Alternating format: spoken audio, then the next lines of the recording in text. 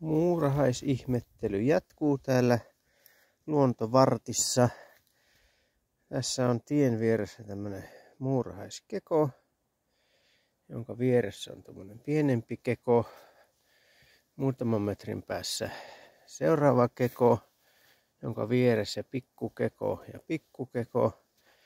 Ja tässä on sitten heti seuraava keko. Tuolla metsässä näkyy 1 ja 2 muurahaiskekoa. Ja tässä niinkö muutaman metrin välein niin aina on tämmösiä pieniä kekoja. Ja tuolla metsässä sitten aina seuraava. Ja näitä riittää jokaisessa on elämää. Toisissa enemmän ja toisissa vähemmän. On isompia ja on pienempiä.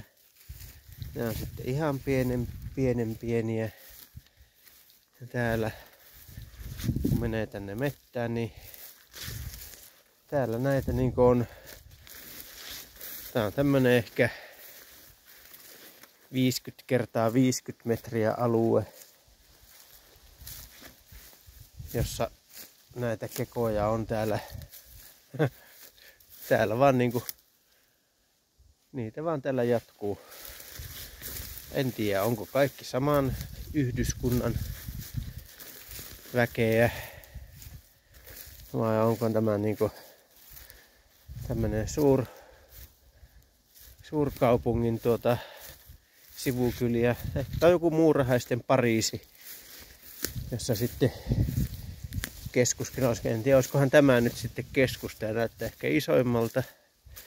Tässä on tämmönen vähän isompi ja senkin vieressä tuossa on